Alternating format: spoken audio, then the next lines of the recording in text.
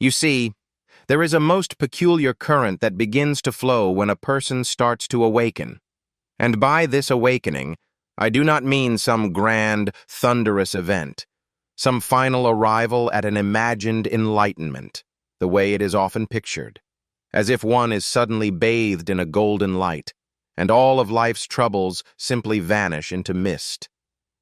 No, what I am speaking of is far more subtle, and in many ways, far more unsettling. I am speaking of the quiet moment when you begin to see through the great cosmic game. When the veil, like a morning fog, begins to lift, and you start to recognize that so much of what you are taught is solid and important is, in fact, a marvelous, elaborate dream.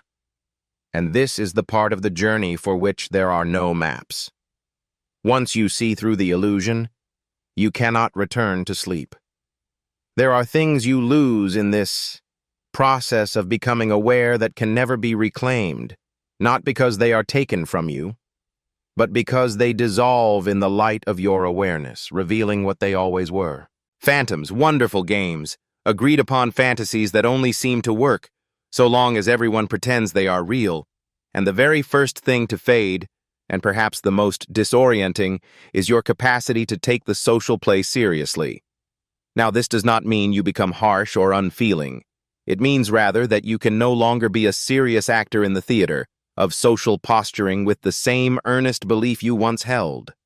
You observe people maneuvering for position, competing for reflections in a mirror, carefully polishing their masks, and you see the pattern behind it. You see it as a kind of flowing dance, a beautiful, intricate ritual that we have all agreed to perform. And for you, the spell is broken. Before this awakening, you were, of course, a most willing participant in this dance. You were concerned with your reputation, your shadow on the wall, the echoes of your name.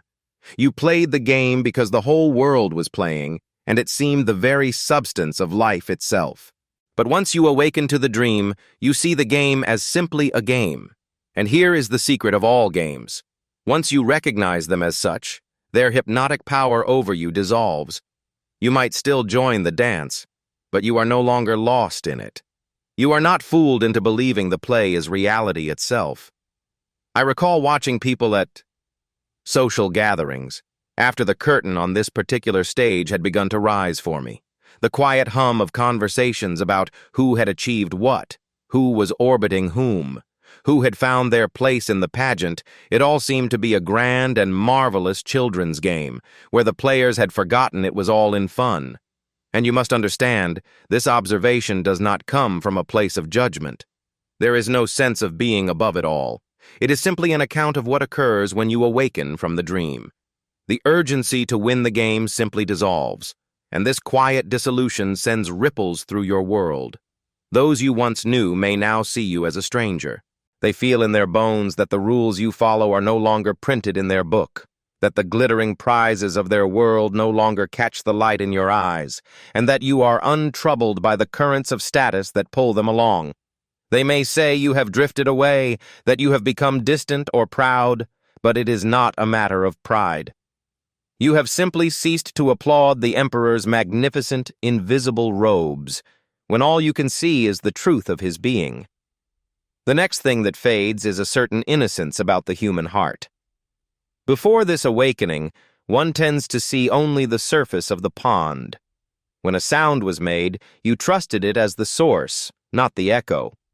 When a smile was offered, you assumed it was a ray of genuine warmth. When a belief was declared, you saw it as a flag planted in the soul.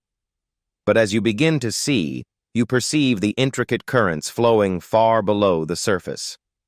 You see how much of the human drama is a dance choreographed by fear, by a deep thirst for belonging, by ancient rhythms of which the dancer is entirely unaware.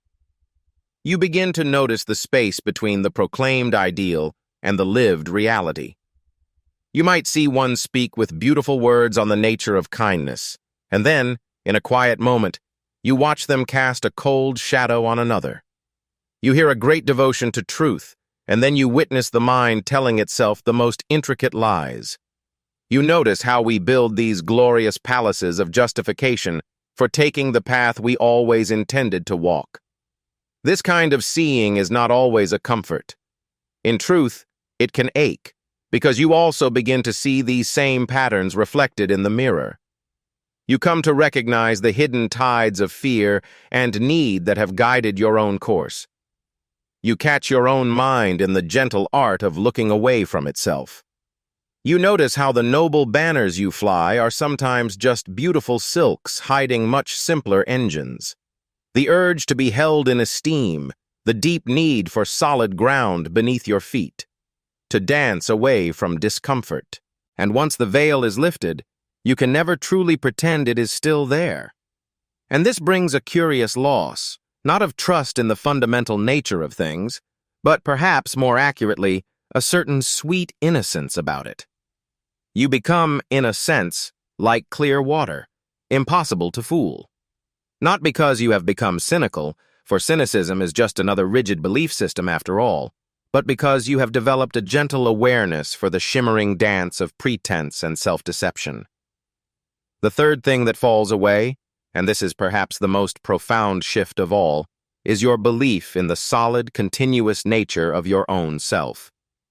Before this awakening, you likely felt yourself to be a constant entity, a single bead moving along the thread of time, the very same person who was here yesterday, and the one who expects to be here tomorrow, holding tightly to a familiar collection of characteristics, preferences, and ideas that you called me. But as you begin to truly look, this sense of a solid, unchanging self begins to dissolve like mist in the morning sun. You notice that what you call yourself is a flowing current of thoughts, memories, and sensations, a pattern that is in a constant state of change. You observe yourself becoming different expressions in different moments, not because you are being inauthentic, but because you realize there is no fixed, static person to be true to. The self you thought was a permanent rock turns out to be much more like a river, always flowing, never the same from one moment to the next. Now, this can be wonderfully disorienting, because if there is no solid self, then who is it that is living this life? Who is making the decisions? Who is dreaming this dream? The conditioned mind often rebels against this beautiful recognition. It wants, with all its might, to believe in the reality of a separate self, because without that belief, the illusion of control seems to vanish. If there is no solid me, then what is the purpose of this dance? Why should one care about what happens to this particular pattern of body and mind? But here is the interesting part. Once you lose your conviction in the solid self, you cannot simply will it back into existence. Even if you wish to, you might try to persuade yourself that you are a real, solid person again, but you have seen through the performance. You know it is just another passing story, another wonderful, convenient fiction. And this knowing changes everything, because so much of our human anxiety is based on the desperate attempt to protect and defend. We uphold a shadow self that doesn't truly exist in the way our minds conceive it. The fourth great release is your attachment to the absolute importance of your own story. Every one of us, it seems, weaves a personal narrative from the threads of our life. A tale of where we began, the currents that carried us, the meaning we assign, and the shore we imagine ahead.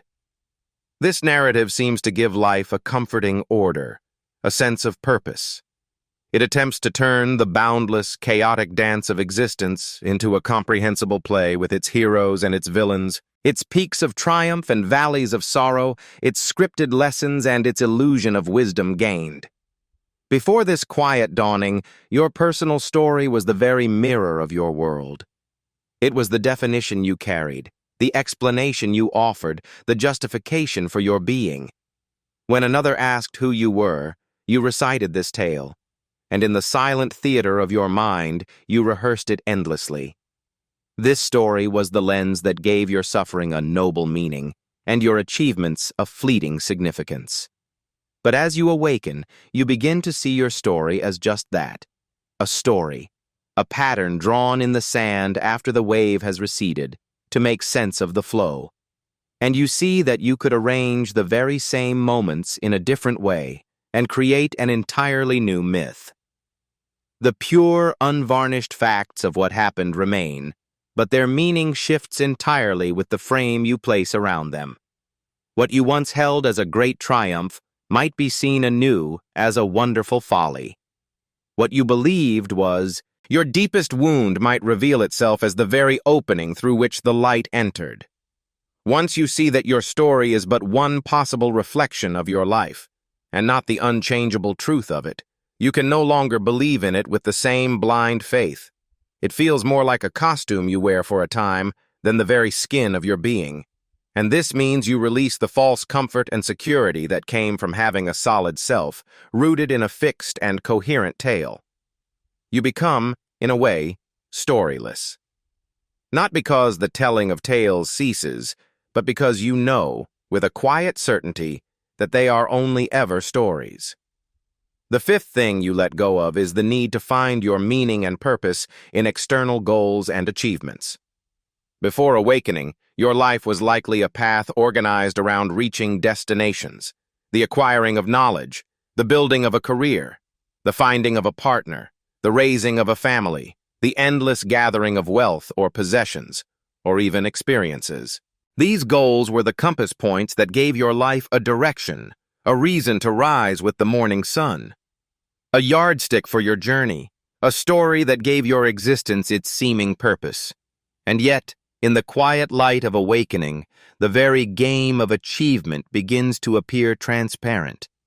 You see that each peak you climb is but a wave, destined to return to the ocean, that all castles built of sand are reclaimed by time, and every name is whispered away by the wind. The sweetness of arrival, you realize, is a momentary taste that vanishes on the tongue. For as soon as one destination is reached, the restless mind casts its gaze upon a new horizon, forever seeking, forever feeling an emptiness just ahead. And it goes deeper than this. You begin to question the very notion of becoming, this endless chase to be anywhere but here. And you perceive that this constant striving is rooted in a fundamental misunderstanding, the quiet assumption that you are incomplete, that this present moment is somehow lacking, a deep belief that a missing piece must be found, a flaw corrected, a prize won. This very idea, you see, is the deep well from which so much of our sorrow flows. Once this becomes clear, the frantic pursuit of goals loses its desperate urgency. You can no longer play the game with that same blind faith. You may still engage in the dance of work, you may still create and build, but the music it follows has changed. It is no longer a struggle to become, a need to prove, or an attempt to fill a void. Instead, your actions arise as the spontaneous flowering of this very moment, not because you believe they will one day make you whole. The sixth illusion to dissolve is the paralyzing fear of another's gaze. Now, this is not to say you become indifferent to others. That would be a cold and lonely path. What falls away is that deep, unconscious thirst for approval, which, before this clarity, steered the very course of your life. You release the automatic belief that the reflection of you in another's mind is more real than the truth of your own being. In the dream state, you may have spent immeasurable energy, polishing a mask, trying to orchestrate the thoughts in other people's minds, a constant dance to win favor and sidestep judgment. And oh, how tiring that was. But it felt essential, didn't it? For their opinions seemed to hold such weight, as if they were the final word on the nature of your own existence. But as you begin to wake, you see that another's thought of you is simply their own creation, a story they are telling themselves about you, a reflection in their own private mirror. Little to do with the truth of who you are. You see that their judgments are a mirror, reflecting far more about their own inner world than they do about yours. You realize the chase for approval is a current that never reaches the sea. For even when you grasp it, it is empty, and it can dissolve like a cloud at any moment. Once you truly see this pattern, there is no returning to the old, desperate search. You may still enjoy the warmth of appreciation, but you no longer need it to feel your own light. You cannot be swayed by the winds of disapproval, for you have seen through the grand illusion that your worth is something granted by another. The seventh thing you lose, then, is your ability to hold on to blame in that old, righteous way. Before this awakening, you likely saw the world as a simple play of light and shadow, of the correct and the mistaken. When another's actions brought you pain, your anger felt like a shield of truth, and you believed in the story of villains and victims, in a world where some souls simply deserved the darkness. But as you begin to awaken, you see that everyone is dancing to the music of their own past, their hidden wounds, their deep fears. You see that the person who hurt you is themselves adrift in a sea of hurt. That cruelty is born of suffering, that a lack of awareness is not the same as a malicious heart. You recognize that, given the very same currents and conditions, you might very well have flowed in the same direction. You see that the energy of condemnation does not heal the water. It only creates more turbulent waves, more separation, more echo of the conflict. This does not mean you become a silent bystander to the storm. You might still act to redirect a harmful current, to protect the quiet shores for yourself and others, but you do it without the old fire, without the self-assured condemnation, without the story that you are at war with a separate evil. You act with a kind of deep, quiet understanding that suffering simply begets more suffering. And to break this ancient cycle requires something entirely different from more judgment and blame. Once you have truly seen this, you can no longer return to the simple story of heroes and villains. You lose your taste for righteous certainty. And this can feel quite unsettling because that certainty often gave you a kind of energy, a clear direction, a sense of purpose in the drama. Without it, you must discover a new way of flowing with the ignorance and the sorrows of the world. The eighth thing you lose is your attachment to the illusion of being a consistent self. Before awakening, you have likely spent a great deal of energy polishing the mirror of your persona. If the role you played was that of the kind one, every scene required a gentle performance. And if your identity was a fortress of intellect, you dared not show a single crack of foolishness. Your beliefs became a raft you clung to, defending it fiercely even as the current of doubt began to pull it apart. But in the quiet moment of awakening, you begin to see that this rigid consistency is a beautifully decorated cage of your own making. You discover the freedom of the flowing river, which is never the same from one moment to the next. You see that the dance of life requires many steps, and that perfect, unchanging consistency belongs only to the stone. For life itself is a wonderful paradox, a swirling dance of chaos and becoming. Once this is seen, the old, brittle mask of consistency simply cannot be worn.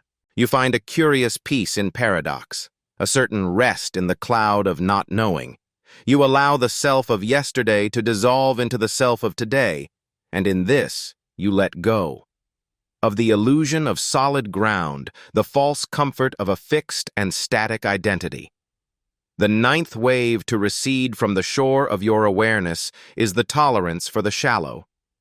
In the dream state, before this clarity, one could easily drift upon the gentle currents of chatter about the weather, the games, the passing faces in the public eye.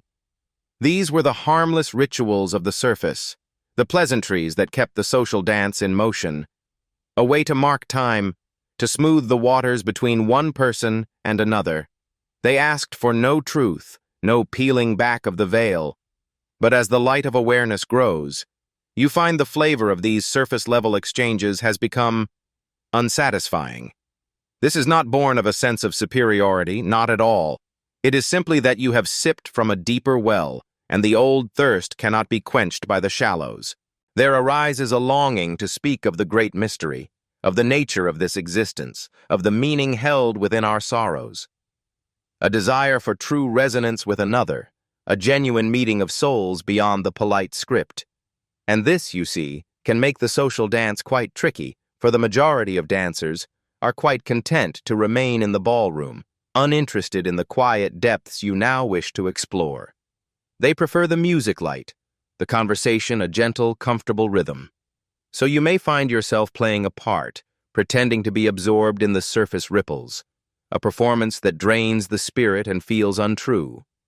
Or you may gently try to invite a deeper current, which can disturb the placid surface for others. You have simply lost the capacity for shallow satisfaction. With the shimmering surface of things and that clear sight is a current you cannot swim against. The 10th, and perhaps most profound, letting go is the release of your hope for a final shore, for a harbor where the waters will at last be still, a place where all questions dissolve into silence, where you feel the illusion of your separateness mend. Before this awakening, you navigated by the light of this hope, this distant star. You may have believed that with certain triumphs, a lasting quiet would descend upon you. Perhaps you felt that in the perfect reflection of another's love, or the right sacred practice, or the key of a final understanding, you would find the room of unending peace. But as the dreamlike quality of life reveals itself, you see there is no final arrival. There is no crescendo where the music of life holds its final, perfect note. For life is a flowing, not a destination. Each answer blossoms into a new question. Each summit reveals a new, vast horizon. Every crest of peace is simply the drawing back of a new wave of change. And you see, this is not a problem to be fixed. This is the very rhythm of existence. Once you truly feel this, the hope for a final solution dissolves. And this can feel like a great emptiness, for that hope was the sun that warmed your entire journey. It was the very thing that made the dance seem to have a purpose. If there is no final shore, then what is the point of the ocean? But here is the magnificent secret. When you have shed these skins, your need to play the social game with such gravity, your tender innocence about the currents of human nature, your belief in a solid, separate self, your clinging to the story of me, your thirst for outer praise, your desperate search for approval, your capacity for the fire of righteousness, your insistence on a world of straight lines, your tolerance for the shallow waters, and your deep hope for a final harbor. When all of these have fallen away, like leaves from a tree in autumn, something else finds room to grow, something you could not have conceived of. You find yourself free. Not free in the sense of having no tides or currents to move with, but free in the way a dancer is free, no longer imprisoned by the illusion of a wrong step, free to simply be, without the constant striving to become, free to engage with the music of life as it is actually played, not as you wish it were composed, free to love as the sun shines without needing the warmth back, free to act without the heavy burden of polishing a reflection in a mirror, free to witness each moment reborn, washed clean of the old stories and judgments. This awakening is not the gentle dream you imagined. It is not a state of comfort or secure rest. It is more akin to standing in a boundless, silent field with nothing to hold on to, no mask to wear, no story to tell. And in that raw emptiness, a certain terror can bloom. But within it lies the only current that is truly real. Everything that has washed away was but a phantom, a comfortable story told in the half-light. And while the story offered shelter, it also walled you off from the great dance of existence. So, you see, to awaken is to let go. A tremendous letting go. You release the very things that seemed to be you, the anchors of your world, and they dissolve into the flow. But if you can bear this beautiful emptiness, you come to see that what you are was never contained in those things at all. You were never the title, the history, the achievement, the image, or the belief you held so dear. Those were merely costumes worn for a season, masks for a wonderful masquerade, intricate games you played. What you truly are is the vast, silent awareness in which all games arise and fall. And this, in the end, is the discovery made when the dream of the separate self fades. You do not find a new identity to replace the one that was lost, but a recognition of the presence that was always here, beneath the ripples of illusion. And this recognition, as disorienting and groundless as it may first appear, is the only real wealth, for it is the one thing that was never yours to lose. It simply is,